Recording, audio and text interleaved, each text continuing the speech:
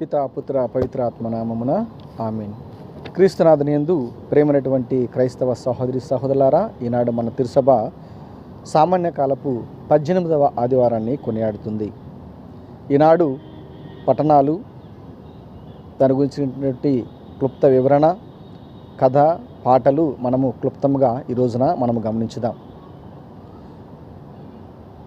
ఒక రోజున ఒక చర్చిలో ఒక పెద్ద మీటింగ్ జరుగుతూ ఉంది.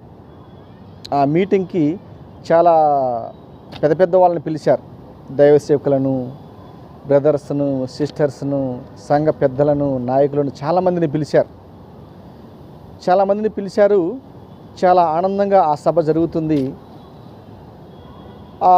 అయిపోయిన తర్వాత వారికి అందరికీ కూడా ఆ సంఘస్థులు భోజనాలు ఏర్పాటు చేశారు. ఏమిటి ఆ భోజనాలంటే చక్కగా ఒక స్వీటు, హాటు, ఆ తర్వాత రైసు, తర్వాత నెయ్యి, గుడ్డు, ఆ తర్వాత అప్పడం, ఇలాగా మంచిగా కూరగాయలతోటి మంచిగా హై క్లాస్ లెవెల్లో చేశారు. అందరూ కూడా అయిపోయిన తర్వాత భుజిస్తున్నారు.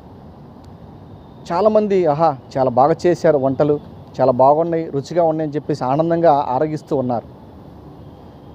కొంతమంది ఒక గ్రూపు కలిసి తింటూ ఉన్నారు. చాలా బాగా చేశారు, గుడ్డు వేశారు కదా, గుడ్డుకు బదులు దీన్ని తల్లిని వేస్తే బాగుండేది అని చెప్పేసి అని అన్నాడు. అదేంటయా గుడ్డు వేశారు కదా అని ఒక వ్యక్తి అంటే, అక్కడ ఆయనకు అర్థమయ్యే విధంగా, అయ్యా ఆయన అన్నది అది కాదు, గుడ్డేశారు కదా దాని తల్లి కూడా అంటే కోడి కూర కూడా వేస్తే బాగుండేది అని చెప్పేసి అని అన్నాడంట. ప్రేమైనటువంటి దేవుని బిడ్డలారా, మాంసం మాంసం మాంసం కొంతమందికి ఈ మాంసం లేకపోతే తినలేరు, ఆ రోజు నిద్ర పట్టదు. రోజు కూడా ఇది తినాల్సిందే. ఈ రోజున మనము మొట్టమొదటి పఠనంలో మనము గమనిస్తున్నాం. నిర్గమకాండం 16వ అధ్యాయము 2వ వచనం నుంచి 4వ వచనం వరకు, మరియు 12వ వచనం నుండి 15వ వచనం వరకు గమనిస్తే, ఇశ్రాయేలు ప్రజలను ఐగుప్తు నుండి యావే నడిపించమని మోషేకు, అహరోనుకు వాగ్దానం చేశాడు. వాళ్ళిద్దరు కూడా వీళ్ళని నడిపిస్తున్నారు. మోషేకు చెప్పారు, ముందుగా వీళ్ళందరినీ కూడా పాలు తేనె ప్రవహించేటువంటి ప్రాంతానికి తీసుకువెళ్ళు అని చెప్పారు. ఈ విధంగా వాళ్ళని నడిపిస్తూ ఉన్నారు. ఈ సందర్భంలో వాళ్ళు ఏమంటున్నారు తెలుసా?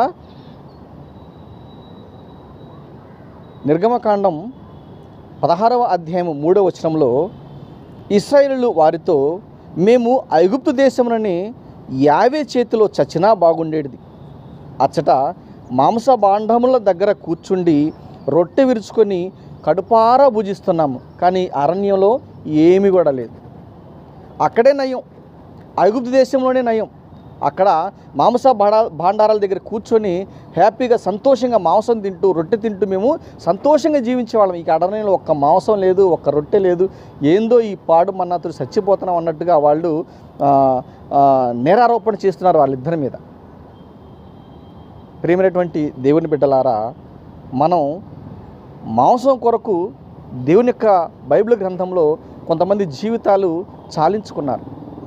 కేవలం కడుపు నిండా ఈ మాంసం తినటం కోసం తమ జీవితాలను కొంతమంది నాశనం చేసుకున్నారు. వాళ్ళందరినీ మనం చూద్దాం.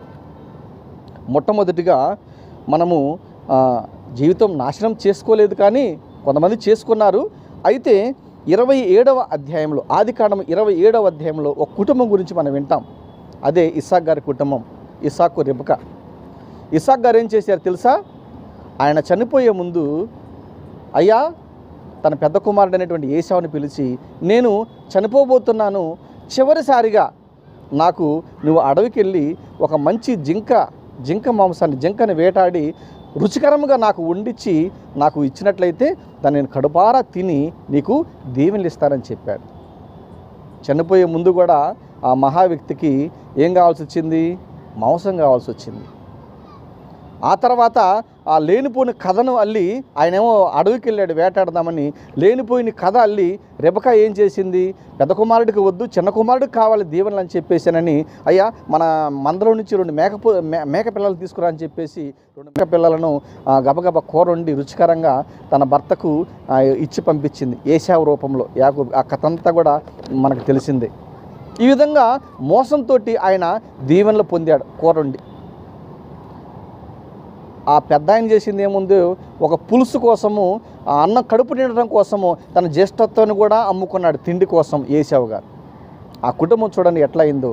కాబట్టి ఇదంతా కూడా ఒక దేవుని ప్రణాళిక అయినప్పటికీ కూడా, ఎందుకంటే పెద్దవాడు చిన్నవాడికి దాసుడై ఉంటాడని చెప్పిన విధముగా ఇవన్నీ జరిగినప్పటికీ కూడా మాంసం కోసం తన తండ్రి వేసినటువంటి ఆ యొక్క మాంసం కోసం ఆయన రుచి తినాలి అనేటువంటి సందర్భంలో ఆయన చేసినటువంటిది వీళ్ళేమో ఈ విధంగా ఇలా చేశారు. అయితే రెండో విషయం మనం చూసినట్లయితే సమూయేలు మొదటి గ్రంథము 2వ అధ్యాయము 12వ వచనంలో ఇక్కడ పలుకుతున్నాడు, ఏలీ కుమారులు పరమ దుర్మార్గులు, వారు యావేను లెక్క చేసేటువంటి వారు కాదు. ఎందుకు ఈ పరమ దుర్మార్గులు? యావే ఒక మంచి ప్రవక్త, దేవుడు అతనితో మాట్లాడేవాడు, దేవునితోటి దేవుని యొక్క మాటలు ప్రజలకు ఆయన అందించేవాడు. ఇలాంటి యావేకు ఇలాంటి ప్రవక్త అయినటువంటి ఏలియాకు కుమారులు ఉన్నారు, వాళ్ళు పరమ దుర్మార్గులైపోయారు. ఎందుకు? ఆ యెరూషలేము దేవాలయానికి చాలామంది పొట్టేళ్లను, గొర్రెలను, మేకలను అన్నిటిని కూడా అక్కడ బలి ఇచ్చేవాళ్ళు. ఆ మాంసముతోటి, ఆ కొవ్వుతోటి దేవునికి ధూపం వేసేవాళ్ళు, నైవేద్యం పెట్టేవాళ్ళు. అలాంటి సందర్భంలో ఈ కుమారులు ఏం చేసేవాళ్ళు, సేవకులు పంపించి మన యాజకుడికి వచ్చేటువంటి వాటా మాంసాన్ని తీసుకురా అనేవాడు. ఆ సేవకుని పంపించి మాంసం తీసుకురా అని చెప్పి పంపించేవాడు. వాళ్ళు అనేవాళ్ళు, అయ్యా మీ వాటా మీకు ఇస్తాం, మీరు అనుకున్న దానికంటే ఎక్కువే ఇస్తాం, కానీ ప్రభువుకి ఈ నైవేద్యం పెట్టనియండి, ప్రభువుకు సమర్పించనివ్వండి, ఆ తర్వాత మీకు ఇస్తాం, అనుకున్న దానికంటే ఎక్కువే ఇస్తామంటే వాళ్ళు, మీరు ఇస్తారా, మేము తీసుకుని పొమ్మంటావా అని చెప్పేసి బలవంతం చేసేవాళ్ళం. మాంసం కోసం వాళ్ళని ఇబ్బంది పెట్టేవాళ్ళు అక్కడ. ఆ విధంగా ఇంకా చిన్న చిన్న కార్యక్రమాలతో తప్పుడు కార్యాలు చేసేవాళ్ళు వాళ్ళు. అందుకే వాళ్ళిద్దరు కూడా చనిపోయారు. ఇంకా మూడో విషయానికి వస్తే సంఖ్యాకాండం 11వ అధ్యాయము 31వ వచనం నుంచి 34వ వచనం వరకు చూస్తే ఈ ఇశ్రాయేలు ప్రజలందరూ కూడా యావేని ఇసికించారు. మాకు మోసం కావాలి, మోసం కావాలి, మోసం కావాలని బాగా ఎక్కువగా ఇసికించారు. ఈ మోషే గారేమో, అయ్యా ఇంతమందికి 6 లక్షల మందికి నువ్వు ఎక్కడ తీసుకుని వస్తావు ఈ మోసాన్ని, వీళ్ళకి మోసం పెట్టాలంటే మామూలు మాటలా అని చెప్పేసి అన్నప్పుడు ఆయన పూరేడు పిట్టలను వాళ్ళ మీదకి తోలించాడు. 3 ఎత్తుల అడుగుల్లోనే అవి తిరుగుతూ ఉండేవి. అవన్నింటిని కూడా పట్టుకున్నాడు. 50 బుట్టలకు తక్కువ ఎవరు పట్టుకోలేదంట. ఆ రకంగా పట్టుకున్నారు వాళ్ళు. పట్టుకొని ఎవరైతే ఆ మాంసాన్ని పట్టుకొని నోట్లో పెట్టుకొని పంటితో ఎవరైతే కొరికారో వాళ్ళందరికీ కూడా తెగులు వచ్చేసిందట. తిన్నవాళ్ళు తిన్నట్టుగా చనిపోయారు మాంసం కోసం. చూడండి ఎలాంటి పరిస్థితులు మానవులకు ఉన్నాయో. కాబట్టి ఈనాడున దేవుడు జీవాహారం ఇస్తానంటే జీవాహారం వదిలిపెట్టుకొని మాకు మాంసాహారమే కావాలి, పాలు తేనెలు ప్రవహించేటువంటి ప్రాంతానికి మిమ్మల్ని పంపిస్తానంటే మాకు ముందు మాంసం కావాలని చెప్పేసానని వాళ్ళు దేవునికి వ్యతిరేకంగా పాపం చేశారు. ఏముంటుంది అక్కడ కానాను ప్రాంతంలో అంటే, కానాను ప్రాంతం ఎప్పుడు కూడా నిత్యము పచ్చగా ఉంటుందట. 4 వైపులా ఒక పక్క మంచి భూమి ఉంటుందట, నేల, చక్కని పంటలు పండుతాయి ఆ నేలలో. రెండవ భాగమున ఒక నది ఉంటుంది, చక్కని నది ఉంది, మంచిగా ఏరు ఎప్పుడు పారుతూ ఉంటుంది, చల్లటి నీళ్లు తాగవచ్చు. 3వ వైపున అడవి ఉంటుంది. ఆ అడవిలో నిత్యము కూడా మనము ఎన్ని జంతువులు కావాలంటే అన్ని జంతువులు వేటాడుకొని తినవచ్చు. నువ్వు వేటాడలేకపోతే ఇదిగో ఎప్పుడు కూడా ఆ చెట్లకి పుట్టు తేనె వేలాడుతూ ఉంటుంది, ఆ తేనెని తినైనా బ్రతకవచ్చు. 4వ వైపున సముద్రం ఉంది. సముద్రంలో నీకు చేపలు కావాలంటే వెళ్ళి చేపలు పట్టుకొని హ్యాపీగా తినొచ్చు నువ్వు. ఈ రకంగా 4 పక్కల 4 ప్రాంతాలు, మంచి ప్రాంతాలు ఉన్నాయి. మధ్యలో మిమ్మల్ని నివసిస్తారంటే వాళ్ళు కాదనుకొని వాళ్ళు మాకు ఇప్పుడు వెళ్ళేది తర్వాత సంగతి, మాకు మాత్రం కావాలి అని చెప్పేసానని వాళ్ళు మాంసం కావాలని చెప్పి చాలామంది ఈ విధంగా మాంసం కోసం చనిపోయారు. 20 ఏళ్ళు పైబడిన వాళ్ళందరూ కూడా చనిపోయారట బైబిల్ గ్రంథంలో చదువుకుంటే. కాబట్టి ప్రేమైనటువంటి దేవుని బిడ్డలారా, మాంసం కోసము మనుషులు ఈ విధంగా మరణాన్ని కొని తెచ్చుకున్నారు. యెషయా గ్రంథము 23వ అధ్యాయము 13వ వచనంలో దేవుడు అంటున్నాడు, కానీ మీరు ఎడ్లను పొట్టేళ్లను వధించి మాంసమును తిని మధువును సేవించి సంతోషంతో కాలము గడిపితిరి, రేపు మనము చచ్చిన చావవచ్చును కనుక నేడు తిని తాగుదము అని పలుకుతున్నారు. చూడండి, మాంసం కోసం రేపు ఏం జరిగిద్దో, చచ్చిపోతామేమో, రేపు తింటామో లేదో, ముందు ఈరోజు తిందాం, రేపు చచ్చిపోయాం, ముందు ఈరోజు మాత్రం తిందాం. మనుషులు చూడండి ఎలా ఉన్నారు, మాంసం కోసం, తిండి కోసం, ఈరోజు తినాల్సిందే అని చెప్పేసి తింటున్నారు. రేపు చచ్చిపోయాం, రేపు బతుకుతామో లేదో, ఇవాళ మాత్రం తిందాం. మనుషులు ఈ విధంగా జీవిస్తూ ఉన్నారు మాంసం కోసం. అలాంటి వాళ్ళు ఉన్నారా? ఉన్నారు. చాలామంది ఆ మాంసం కోసం తినేవాళ్ళు ఉన్నారు. కానీ ఎంతసేపు కాదు, కానీ రోజుకు ఏదో ఒకటి తినేవాళ్ళు ఉన్నారు. కానీ దేవుని యొక్క వాక్యం చెప్తుంది. ఇంకా యోహాను సువార్త యెషయా గ్రంథంలోని 56వ అధ్యాయం 11వ వచనంలో, కుక్కలు తిండికి ఆతురత పడును, ఎంత తిరినను వాటికి తృప్తి ఉండదు. కుక్కలు తినటానికి ఆతురత పడతాయి, తినాలని. కుక్కలు కొట్టుకుంటూ ఉంటాయి, తన్నుకుంటూ ఉంటాయి ఆ తినే దగ్గర. కానీ ఎంత తిన్నా కానీ వాటికి ఏముండదంట, తృప్తి ఉండదు. మనిషి కూడా ఈ రోజున అలాగనే ఉన్నాడు, తినాలంటూ జీవిస్తున్నాడు. ఇంకొకటి సామెతల గ్రంథం 23వ అధ్యాయము 21వ వచనంలో, తాగుబోతులు తిండిపోతులు దరిద్రులు అవుతారని. ప్రేమైనటువంటి దేవుని బిడ్డలారా, మనము తిండికి ప్రాముఖ్యతను ఇవ్వకూడదు. తినే టైంలో తినాలి. కాబట్టి అన్ని వేళలా అన్ని సమయాల్లో అన్నీ కూడా మనము తినకూడదని దేవుని యొక్క వాక్యం చెప్తుంది. కాబట్టి ఇదంతా ఒక భాగం అయితే, సువిశేషంలో భగవంతుడు ఒక మాట చెబుతున్నాడు. ఏమిటది? యోహాను శుభవార్త 6వ అధ్యాయము 24వ వచనం నుండి 35వ వచనం వరకు, జీవాహారమును నేనే, నన్ను నా యొద్దకు వచ్చేవాడు ఎన్నటికీ ఆకలి కొనడు, నా యొద్దకు వచ్చేవాడు ఎన్నటికి దాహము కొనడు అని దేవుని యొక్క వాక్యం మనకు సెలవిస్తుంది. నా యొద్దకు వచ్చేవాడు ఎన్నటికి కూడా ఆకలి కొనడు. సామెతల గ్రంథము 10వ అధ్యాయము 3వ వచనంలో, ప్రభువు నీతిమంతుని ఆకలి బాధకు గురి చేయడు. ప్రభు వద్దకు వచ్చి నువ్వు నీతిమంతుడు కనుక జీవించగలిగితే దేవుడు అంటున్నాడు, ప్రభువు నీతిమంతుని ఆకలి బాధకు గురి చేయడు. ఆయన వద్దకు రా, అందుకే ఆయనను విశ్వసించి ఆయన వద్దకు రా, ఆయన నీకు జీవాహారాన్ని ఇస్తాడు. నీ జీవితంలో కూడా ఎలాంటి ఆకలి బాధ గురి చేయకుండా నిన్ను దేవుడు చేస్తాడు. రెండవదిగా సామెతల గ్రంథం 13వ అధ్యాయం 25వ వచనంలో, పుణ్యపురుషుడు కడుపు నిండా తినును, దుష్టుడు ఆకలితోటి చచ్చిపోతాడు. నువ్వు దేవుని కనుక విశ్వసించి దేవుడి కోసం కనుక నువ్వు జీవించగలిగితే నీవు కడుపు నిండా భుజిస్తావు, తృప్తిగా భుజిస్తావు. దుష్టుడిలాగా ఆకలితో చనిపోవు. అది ప్రభు వద్దకు వచ్చేది ఏంటిది, కడుపు నిండా తినేది ఏమిటి? అది జీవంతో కూడినటువంటి ఆహారం, మాంసాలు అవి కాదు. ప్రశాంతంగా నీ కుటుంబం సంతోషంగా, తృప్తిగా, ఆనందంగా, సంతోషంగా జీవిస్తూ ఉంటుంది. రెండో విషయానికి వస్తే, ఆయనను విశ్వసించేవాడు ఎన్నటికి దాహము కొనడు. దాహము కొనడంటే మనకి ఈ యొక్క మాటలో మనకి సమరయ స్త్రీ గుర్తొస్తుంది. యోహాను సువార్త 4వ అధ్యాయం 1వ వచనం నుండి 42వ వచనం వరకు అక్కడ చదువుకుంటే, సమరయ స్త్రీ ఆమె నిట్ట మధ్యాహ్నం ఎండలో చాలా దూరం నడిచి ఆమె నీటి కోసం వెళుతుంది. అక్కడ బావి దగ్గర యేసుక్రీస్తు వారు కూర్చొని ఉన్నారు.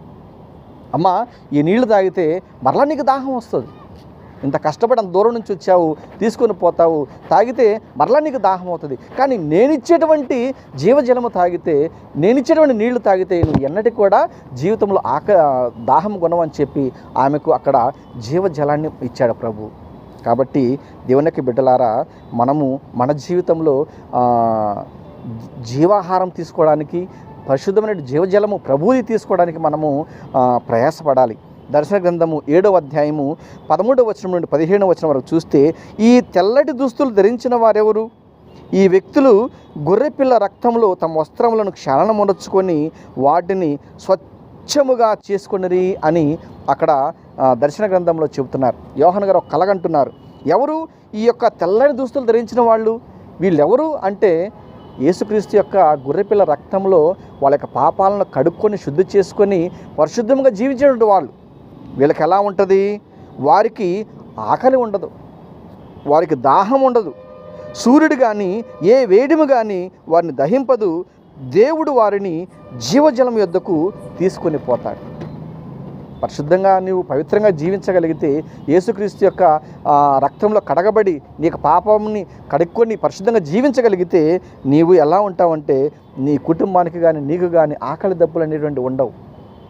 ఏ వేడి కానీ ఏ శోధన కానీ ఎలాంటి వేదన కానీ నిన్ను దహింపదు. ఎప్పుడు కూడా ఆయన జీవజలం వద్దకు మిమ్మల్ని తీసుకుని పోతూ ఉంటాడు. కాబట్టి మనము ఈనాడున యేసుక్రీస్తు వచ్చేటువంటి ఈ యొక్క జీవాహారం జీవజలం తీసుకోవడానికి ప్రయత్నం చేయాలి. ఆది కాలంలో వాళ్ళు మన్నాను భుజించి దేవదూతలు తినేటువంటి ఆహారాన్ని భుజించి కూడా మరణించారు. కానీ ఈ యొక్క యేసుక్రీస్తు వచ్చేటువంటి ఈ యొక్క జీవాహారము కానీ జీవజలము కానీ తీసుకున్నటువంటి వాళ్ళు ఈ లోకంలో మరణించిన యేసుతోటి వాళ్ళు జీవిస్తారు. ఇది ముఖ్యం, మనకి ఇది కావాలి. కాబట్టి ఇది కావాలంటే నువ్వేమి చేసుకోవాలి? దేవుని వద్దకు రావాలి. దేవుని వద్దకు వచ్చి ఆయన యొక్క జీవాహారం తీసుకోవాలి, ఆయనని విశ్వసించాలి, ఆయన యొక్క జీవజలము త్రాగాలి. అప్పుడు నీవు పవిత్రముగా పరిశుద్ధముగా దేవుని యొక్క సన్నిధిలో ఉంటావు. కాబట్టి దీనికి సంబంధించినటువంటి పాటలు కూడా మనం గమనించుదాం.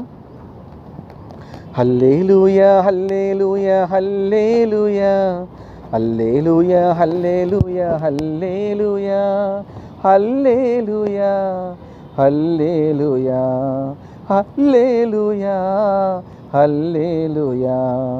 నేనే ఈ లోకమునకు జీవాహారమును, నేనే ఈ లోకమునకు జీవాహారమును, నా నుండి భుజించిన ఆకలి ఉండదుగా, మీరు నా నుండి భుజించిన ఆకలి ఉండదుగా. ఇది మన యొక్క గురువు ఫాతిమారెడ్డి మాలపాటి వారి యొక్క దివ్యరాగం పుస్తకంలో నుంచి 389వ పాట. తర్వాత జీవజలం జీవజలం ప్రవహించుచున్నది, జీవజలం జీవజలం క్రీస్తేసు రుధిరమది. హల్లెలూయా హల్లెలూయా హల్లెలూయా హల్లెలూయా హల్లెలూయా హల్లెలూయా. ఇది యూట్యూబ్లో సెర్చ్ చేసుకోవచ్చు. తర్వాత జీవాహారం జీవాహారం ప్రభు మనకు ఇచ్చిన ప్రేమాహారం. ఇది దివ్యరాగం పాటల పుస్తకం నుంచి 576వ పాట. తర్వాత జీవాహారం నా దేహం, జీవనపానం నా రుధిరం, ననులో కొనగా నిత్యానందం, నీలో విరియును నిరంతరం. దివ్యరాగం పాటల పుస్తకం నుంచి 577వ పాట అన్నమాట ఇది. తర్వాత నా జీవాహారం నీవే యేసయ్యా, నా గుండె చప్పుడు నీవే యేసయ్యా, నా హృదయ దాహము నీవే, నా ఆత్మ ఆకలి నీవే, ఈ పావన భోజ్యం నీవే యేసయ్యా, ఈ పావన భోజ్యం నీవే యేసయ్యా. ఈ పాట కూడా యూట్యూబ్లో సెర్చ్ చేసుకోవచ్చు. క్రీస్తు ప్రభుని శరీరము నిజమైన ఆహారం, క్రీస్తు ప్రభుని రక్తము నిజమైన పానము. చరణంలో నేనే జీవాహారమును అని పలికెను మన మెస్సయ్య, జీవము గల ఈ ఆహారమును భుజించు జీవించు, పరలోకము నుండి దిగి వచ్చిన జీవము గల ఈ ఆహారం సకల మానవాళికి నిత్య జీవిత ఔషధం. ఇది కూడా యూట్యూబ్లో సెర్చ్ చేసుకోవచ్చు. జీవము కలిగిన దేవా స్తోత్రము, జీవింపచేయు మా దేవా స్తోత్రము, జీవాత్మనిచ్చు నా ప్రభువా, జీవానికి అధిపతి నీవే, జీవేశ నన్ను కడిగి జీవింపచేయు నీ సాక్షిగా. ఇది చివరి పాట పాడుకోవచ్చు, చాలా సూపర్ పాట. ఇది రెవరెండ్ ఫాదర్ లాము జయరాజ్ గారి యొక్క పాటల్లో ఉంటుంది, యూట్యూబ్లో సెర్చ్ చేసుకోవచ్చు. ఇదే జీవమునిచ్చే ప్రభువాక్యము, ఇదే జీవమునిచ్చే ప్రభువాక్యము. ఇది మాదాను ఫాదర్ మాదాను ప్రతాప్ గారు రచించినటువంటి స్వరసమాంజలి పుస్తకంలో నుంచి 600వ పాట అన్నమాట. తర్వాత జీవాహారము నేనే, జీవజలము నేనే, నన్ను స్వీకరించువాడు సదా జీవించును.